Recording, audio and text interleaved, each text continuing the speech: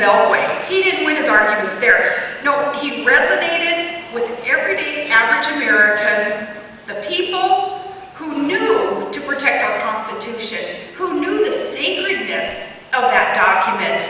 Those of us so proud to be American, and those not compelled to ever apologize for our country and the good that this country has done throughout the world.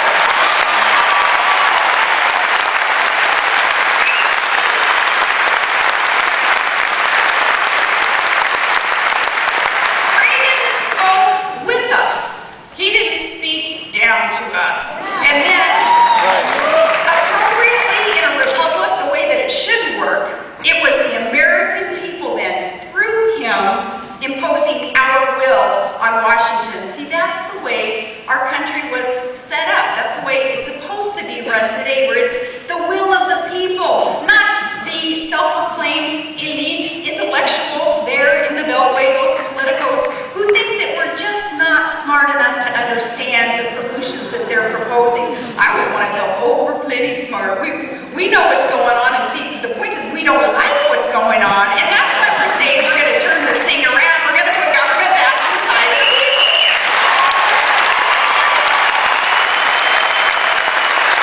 Amen.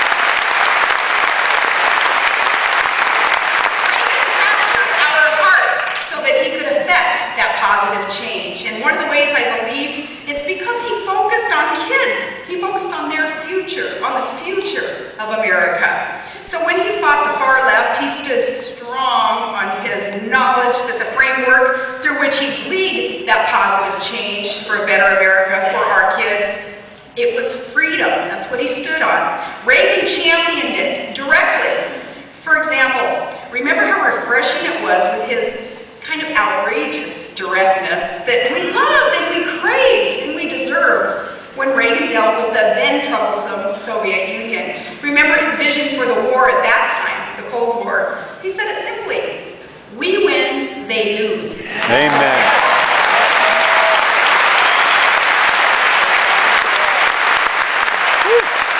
And to shake up the moral stalemate of detente, he used two words, evil empire. He called it like he saw it.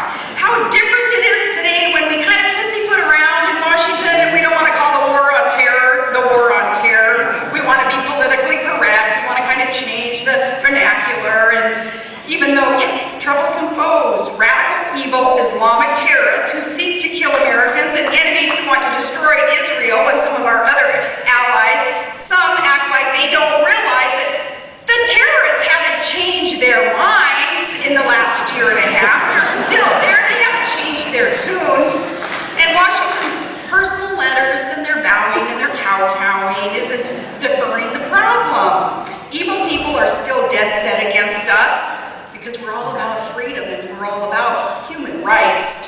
And our allies, our freedom, our security, they're still against that. And it's like so many of you who have loved ones who have served in the past or maybe serving today. Again, having a kid who's willing to sacrifice all for this great country. We know it's war over there, so it won't be war over here. And by God, for our kids' sake, we still get people here. We win, they lose.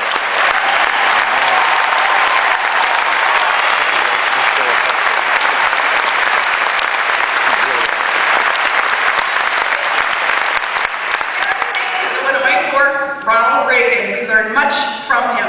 We need to repeat much of what he did and accomplished. To Illinois, it's no coincidence that the Tea Party movement here, 21st century Tea Party movement, it starts right here in Chicago. And this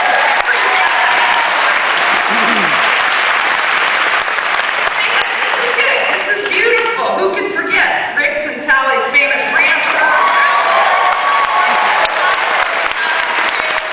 That's what really started it. It was his call for a little Chicago Tea Party that got Americans riled up and around the country thinking, good idea, Rick, where do I sign up? Pour me a cup. I want to be a part of this. This is where it started. So Illinois, your place in the history of this grassroots movement of the people has been instrumental. It's interesting, for over a year now, people have been asking what the Tea Party movement is really all about, what it means.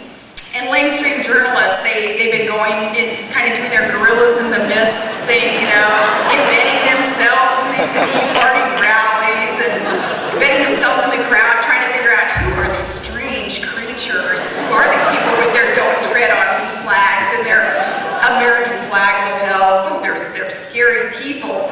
And who are these war vets and these grandmas and these grandpas? And like Michael Graham wrote, he said, "That's no angry mob, that's my mom."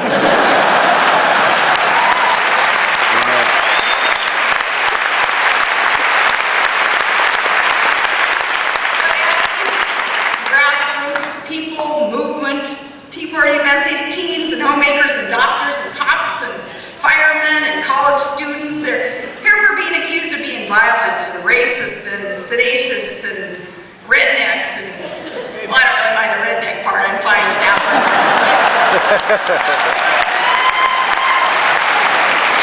I was in Alabama the other day doing a speech, and I was introduced by these radio guys. One of his name was Bubba, and so I knew, I tried to impress them by doing some redneck jokes, because I knew that, they're going to relate, because they do that on the air all the time. So I'm Googling new redneck jokes, and I'm reading every one of them going, these aren't funny, these are me. I'm not kidding, everything that I was reading down, I'm like, well, that's what we do. Well, really, people think that's funny? Because that's what we do. I'll share it with you guys someday.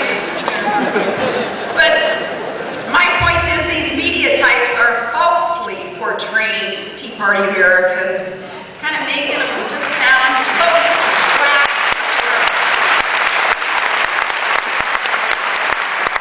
I read their accusations about us, and I think, there they go again, just making things up. And they're quite predictable, the media is, when they don't get it. It is no mystery who we are. It's pretty simple. We're Americans. We're everyday, patriotic, hardworking, liberty-loving Americans who've just had enough of what's been going on in our government.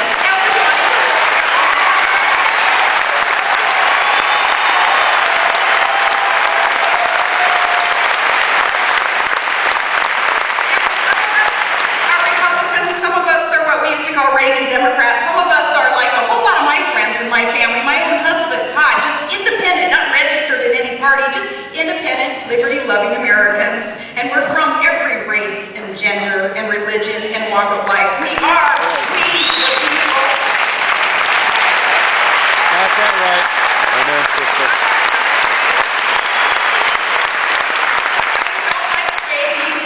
Transforming things because we're straying from the American roadmap. And I say we because I do consider myself a part of it, certainly not a leader, not the leader of it, that